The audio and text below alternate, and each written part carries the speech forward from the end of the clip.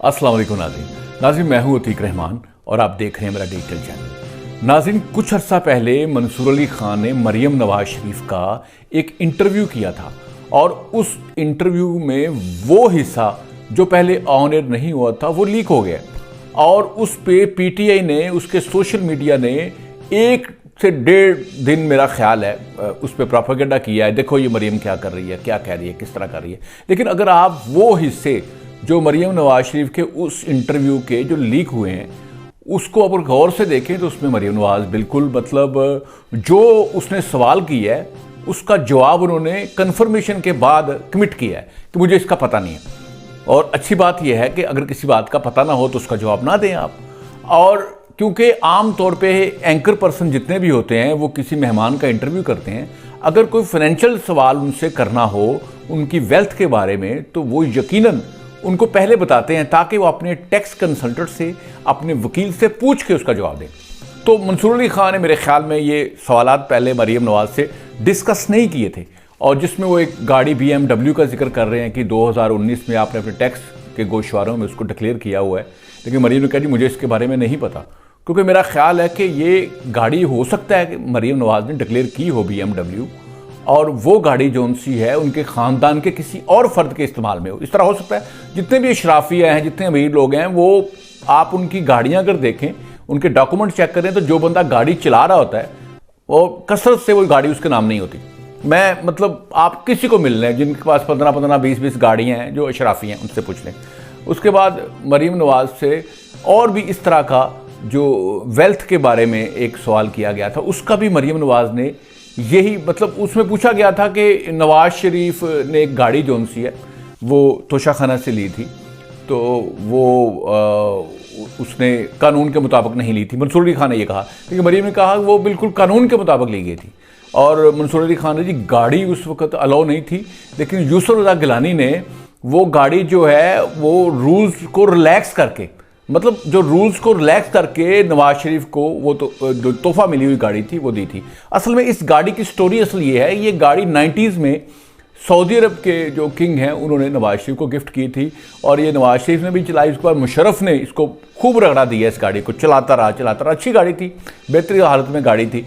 तो जब ये यूसुफ रज़ा गिलानी प्राइम मिनिस्टर बना है, 2008 की शायद बात है, उस वक्त उन्होंने ये जो गाड़ियाँ वहाँ खड़ी थी वो ऑफ़र की जिन जिन को वो गिफ्ट्स मिली थी। जरदारी साहब को भी गाड़ी 2-3 गाड़ियाँ थी, उनको भी गिफ्ट करी, उनको भी उन्होंने ऑफ़र की। उन्होंने असल में रूल्स को बदला था, जो मंसूर अली खान कह रहा है रूल्स को रिलैक्स किया था, उन्होंने कवानीन में तरमीम की थी। जिस तरह अभी मौजूदा प्राइम मिनिस्टर ने तोशाखाना के रूल में तब्दीली की है कि $300 से ऊपर अगर कोई गिफ्ट किसी को मिलेगा, किसी सरकारी एहलकार को मिलेगा, तो वो गिफ्ट जो है वो तोशाखाना में ही रहेगा, वो उसको रिटेन नहीं कर सकेगा। ये नया कानून बना है, इसलिए प्राइम मिनिस्टर का, काबीना का, पार्लियामेंट का अख्तियार होता है वो तोशाखाना के कावानीन बदले। तो जो नवाज शरीफ ने गाड़ी ली थी या यूसुफ रज़ा गिलानी ने उनको ये गाड़ी जो है ऑफ़र की थी, वो गाड़ी समझे कि खस्ता हाल में थी, वो ईंटों पे खड़ी थी इस तरह से। और अगर उसकी बिडिंग करते, उसको टेंडर करते इस तरह से अखबार में इश्तिहार दे के, तो शायद उसके बहुत कम पैसे मिलते, क्योंकि ये जो तोशाखाना में गाड़ियाँ मिलती हैं ये ड्यूटी फ्री गाड़ियाँ होती हैं, इसका टैक्स पे नहीं किया होता। तो जब कोई इसको ख़रीदेगा तो उसका टैक्स पे करेगा और टैक्स इसकी कीमत से बहुत ज़्यादा होता है। इसलिए नवाज शरीफ ने मेरे ख्याल में सऊदी ख़ानदान को ये अच्छा पैगाम देने के लिए ये गाड़ी ली थी। हालांकि उनके पास और भी बहुत गाड़ियाँ थी, वरना इतनी पुरानी गाड़ी जो 10-15 साल पुरानी गाड़ी है वो क्यों लेते। 10-15 साल पुरानी गाड़ी है तो उसके अच्छे खासे पैसे दे के उस पर भारी टैक्स पे किया गया, फिर वो गाड़ी ली गई। लेकिन नवाज शरीफ ने रूल्स की कोई खिलाफ वर्जी नहीं की और इस पे नवाज शरीफ पे तोशाखाना का केस भी बना था जो सस्पेंड हो चुका है इस वक्त। ये अगर इसकी वायलेशन का केस बनाएंगे तो आप वो यूसुफ रज़ा गिलानी पे बनाएंगे, प्राइम मिनिस्टर के ऊपर, उस काबीना पे बनाएंगे, उस हुकूमत पे बनाएंगे, क्योंकि गाड़ी तो उन्होंने दी थी और जरदारी साहब के अलावा भी लोगों को गाड़ियाँ दी गई हैं। देखो अगर ये गाड़ियाँ वो नहीं लेते तो गाड़ियाँ उधर ही, जो तोशाखाना में कुछ चीज़ें ऐसी होती हैं, गोल्ड है, घड़ी है, वो तो पड़ी रहती है, वो चीज़ें इस तरह की वहाँ पे नज़र आती हैं, जो हीरा मिल गया वो भी पड़ा रहता है, लेकिन जो गाड़ी होती है ये बाहर खड़ा करनी पड़ती है। ये अगर खड़ी रहे, चले ना, तो ये ख़राब हो जाती है। आप भी देखें ना, सब लोग गाड़ियाँ बदलते हैं, जो पुरानी गाड़ियाँ उनको छोड़ते जाते हैं, नहीं लेते जाते हैं।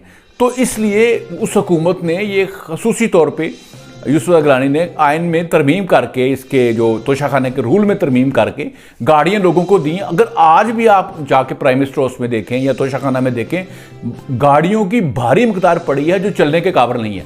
अगर उसी वक्त ये लोगों को दे दी जाती रिटेन की गाड़ी, वो होती है जो चलती रहे।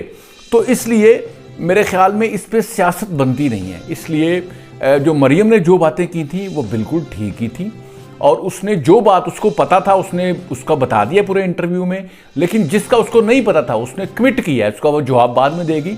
टैक्स कंसल्टेंट से पूछ के मरियम को ये नहीं पता था, वो मरियम औरंगजेबी बीच में बोल रही है कि उस वक्त मंसूर अली खान ने जब पहले कहा कि रूल नहीं था, कानून नहीं था कि गाड़ी कोई ले सकता है, लेकिन नवाज शरीफ ने गाड़ी ली है।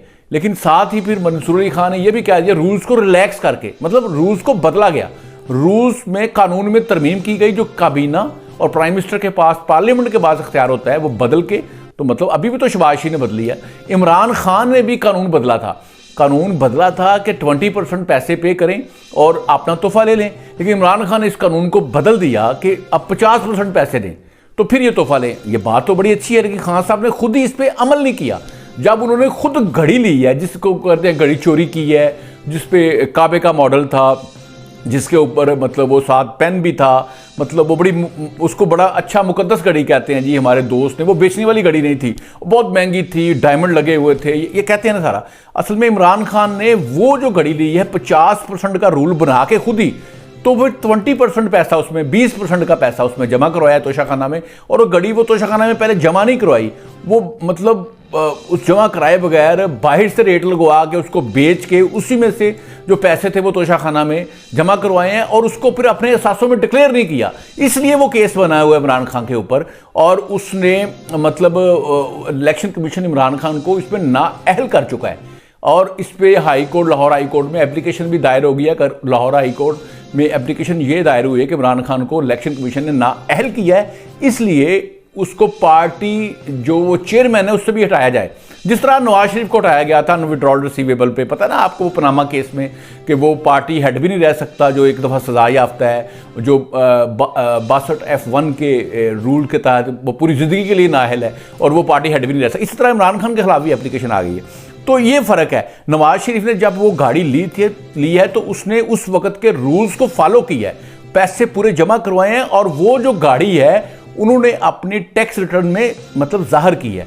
जो मरियम का मरियम ने भी अगर कोई गाड़ी ली है, मतलब रॉयल ख़ानदान ने, हुकूमती तौर पर अगर गाड़ी वो नहीं मिली, वैसे रॉयल ख़ानदान ने किसी प्राइवेट सिटीजन को गिफ्ट किया है, तो वो तोशाखाना की चीज़ नहीं होती, वो तोशाखाना की चीज़ नहीं होती। अगर उसने वो BMW गाड़ी ली भी है उसके ख़ानदान के किसी फ़र्द में, क्योंकि उसका कहना है कि उसने BMW कभी अपने इस्तेमाल में नहीं रखी, लेकिन एक तस्वीर में मरियम को दिखाया जा रहा है कि वो किसी BMW में गाड़ी में बैठी हुई है, तो कहते हैं ये कौन बैठा हुआ है। तो यार वो मैं भी BMW में बैठ जाता हूँ, मैं अपने एक दोस्त की MG गाड़ी में बैठा हुआ था, मैं अपने एक दोस्त की फॉर्चूनर में बैठा हुआ था, अब वो मेरी तो नहीं है। अब इस्लामाबाद में वो जाएगी, अगर पार्टी का कोई उनका रहनुमा है, पार्टी का कोई वर्कर है, उसकी गाड़ी में वो बैठ जाए तो उसमें तस्वीर तो बन सकती है। तो बुलेट प्रूफ गाड़ी हो तो वो एक इशू नहीं है, गाड़ी में तस्वीर होना असल में होता है आपकी रिटर्न। उसमें वो डिक्लेयर उसने की हुई है गाड़ी 2019 में या 17 में, जब भी वो मंसूर अली खान, तो उसका वो जवाब देगी। उसने कहा है कि मैं इसका जवाब दूंगा। इसलिए कौम यूथ ने और ये जो PTI का सोशल मीडिया है, उन्होंने इस दो जो इंटरव्यू के हिस्से थे मरियम नवाज के और मंसूर अली खान का जो इंटरव्यू है, इसके 2 पीस थे, उनको बड़ा वायरल करने की कोशिश की है। लेकिन ये 1.5 से मतलब एक दिन या 1.5 दिन के अलावा ये सोशल मीडिया पे टिक नहीं सका। लेकिन मैं आपको बता रहा हूँ, असल में ये मंसूर अली खान ने, उसकी टीम ने जानबूझ के ये वायरल की हैं। ये जो वीडियोज़ हैं खुद ही उन्होंने मार्केट में फेंकी हैं, और मार्केट में फेंकने की वजह यह है कि देखिए हर बंदा व्यूअरशिप लेता है। आप ये देखिए कि जो 2 वीडियो मार्केट में गए हैं, मंसूर अली खान का जो अपना शो वैसे होता है वो इतनी व्यूअरशिप नहीं ले रहा, लेकिन ये जो 2 वीडियोज़ हैं इन्होंने बहुत सारी व्यूअरशिप ली है, और मतलब इन्होंने 1.5-2 दिन में मतलब PTI के लोगों ने बहुत देखा है। शायद वो वैसे तो मंसूर अली खान को बिल्कुल नहीं देखते, उससे बड़ा नापसंद करते हैं, लेकिन मंसूर अली खान का ये इंटरव्यू जिसमें ये 2 वीडियो लीक हुई हैं, मरियम नवाज और मंसूर अली खान के इंटरव्यू की, जिसमें ये 2 क्वेश्चनर हैं, एक उनकी अपनी गाड़ी का है और एक नवाज शरीफ की गाड़ी के बारे में है, जो तोशाखाना से ली गई है।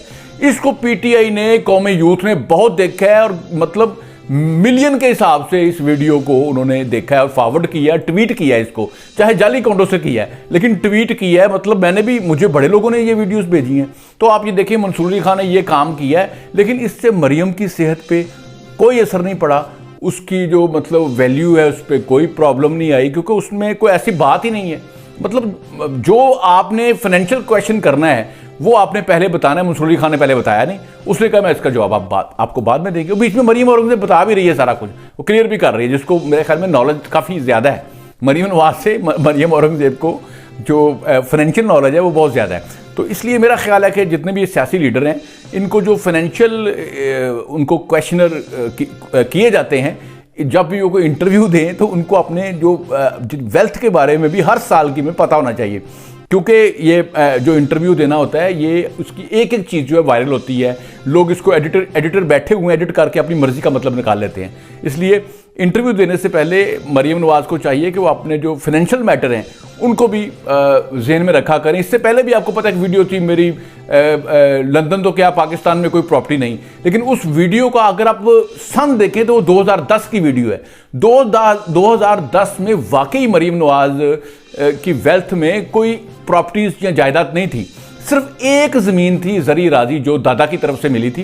लेकिन मरियम का ख्याल था कि वो तो मेरी नहीं है, वो तो मैंने कमाई नहीं है, वो तो मेरे दादा ने मुझे दी है। तो इस वक्त वो सच बोल रही थी, और लंदन फ्लैट्स की मलकियत भी उसकी साबित नहीं हुई, हाई कोर्ट से वो बरी हो चुकी है। इसलिए अब इस तरह के जो प्रोपेगेंडे करने से वो डैमेज नहीं होएगी। और मेरा ख्याल है कि वो अब जो नून लीग का वोटर है उसमें मरियम नवाज की शख्सियत अमर्ज कर चुकी है, और उसमें उन्होंने उसको लीडर तस्लीम कर लिया है, चाहे औरत होने की वजह से उनके खिलाफ जितना मर्जी प्रोपेगेंडा किया गया है। जिस तरह पहले मोहतरमा बेनज़ीर भुट्टो के बारे में भी किया गया था, एजेंसीज ने बड़ी कंपेन की थी, इस तरह मरियम के बारे में भी पीटीआई का सोशल मीडिया जो है वो बड़ी कंपेन करता है। हालांकि उनकी पार्टी में भी औरतें हैं, मतलब जो सर्जरी मरियम नवाज करवाती है वही सर्जरी इमरान खान भी करवाता है अपने फेस की, वही प्लांटेशन सर की वो भी कराता है, ट्रीटमेंट वो भी करवाता है। मतलब अगर मरियम ने फ़र्ज़ करो अपनी पसंद की शादी, मैं कह रहा हूँ, कर ली है, तो इमरान खान ने तो अपनी शादी पसंद की कई शादियाँ की हैं, लेकिन मर्द होने की वजह से उसको आप वो वॉक ओवर दे देते हैं ना। और चाहे उसने इद्दत में शादी की है, किसी को तलाक दिलवा के की है, या उसने पहले जमैमा की बहन से उसका अफेयर था और शादी जमैमा से कर ली, फिर जो रेहाम खान थी वो कंटेनर में इंटरव्यू लेने गई, वहाँ पे इश्क हो गया और वो शादी हो गई। और इसके अलावा भी इंडिया में भी कई अफेयर उनके हो चुके हैं, रेहाम खान ने अपनी किताब में लिखा हुआ है। लेकिन उसके मुकाबले में आप मरियम नवाज का वो, अगर उसने पसंद की शादी की हुई है, मतलब जिसको हम माशरे में लव मैरिज कहते हैं, तो बड़े ख़ानदान हैं जिनकी बेटियों ने, जिनकी बहनों ने, जिसके मैं कहता हूँ कोई बहुत सारे बच्चों के वालिदैन ने भी पसंद की शादियाँ की हुई हैं, लव मैरिज की हुई हैं। इसमें कोई बुराई नहीं, इस्लाम भी इजाज़त देता है कि आप अपनी पसंद की शादी कर सकते हैं, इसमें क्या बुरी बात है। यकीनन आपके आज की मेरी इस वीडियो पे आप गौर करेंगे और औरतों के ख़िलाफ़, स्पेशली मरियम के बारे में, या और जो पॉलिटिशियंस ख़वातीन हैं, चाहे पीटीआई की हैं, उनके किरदार के बारे में जो आप अपने डर्टी रिमार्क्स हैं, अक्सर अपने मर्दों की जो गंदी जहनीत है उसको आप बाहर नहीं आने देंगे। यकीनन आज का ये वीलॉग आपको समझाने के लिए मैंने किया है, आपको पसंद आया होगा। पाकिस्तान जिंदाबाद।